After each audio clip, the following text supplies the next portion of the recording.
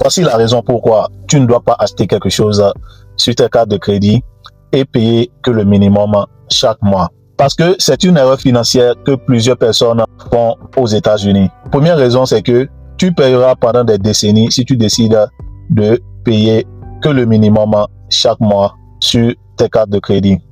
La deuxième raison, c'est quoi? La deuxième raison, c'est que tu payeras plus que ce que tu as dépensé. Et la troisième raison, c'est que tu es en train de perdre de l'argent que tu pouvais gagner si tu investissais cet argent que tu payes pour la banque avec des intérêts. Je m'explique. Par exemple, si tu achètes quelque chose de 1000 $, disons peut-être un iPhone, tu as swappé avec ta carte de crédit. Si tu décides de payer le minimum, par exemple à 14% d'intérêt APR et 2% de minimum, ce qui fait que tu vas payer 20 $ chaque mois comme minimum payment.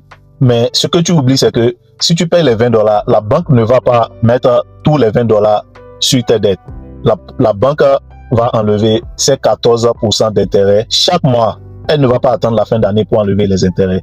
Ce qui fait que tu paieras quelque chose de 12 $ par mois et 8 $ ira sur tes dettes. Ça veut dire que dans le premier mois, tu payeras 20 $, mais la banque mettra 8 $ dans tes dettes. Ce qui fait que dans le premier mois, tu n'as payé que 8 $ et tu auras tes 992 $ qui t'attendent.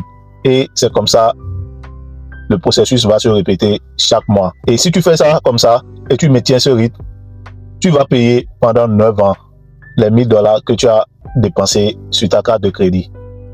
9 ans, et à la fin de 9 ans, tu vas payer quelque chose de 450 $ d'intérêt, ce qui fait au total 1450. Alors que si tu devais dépenser cet argent et mettre ça, par exemple, dans ton compte d'investissement, tu dépenses sur les S&P 500 à 8% d'intérêt, tu gagneras peut-être quelque chose de 1350 ou bien 1360 d'intérêt pendant ces 9 ans pour de l'argent que tu n'as rien fait.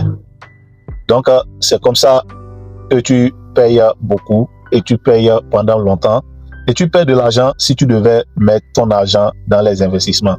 Donc, le minimum payment, c'est du bullshit. Il ne faut plus payer des minimums sur tes cartes de crédit. Il faut payer la totalité ou payer plus que la totalité si tu n'as pas d'argent. Et si tu devais même dépenser de l'argent, si tu n'as pas cet argent, ne dépense pas parce que bien vrai tu as la carte de crédit, mais c'est un piège. La banque veut que tu dépenses pour que tu les paies des intérêts. Mais toi, si tu n'as pas, ne dépense pas. Si tu as, dépense et gagne les points. C'est en ce temps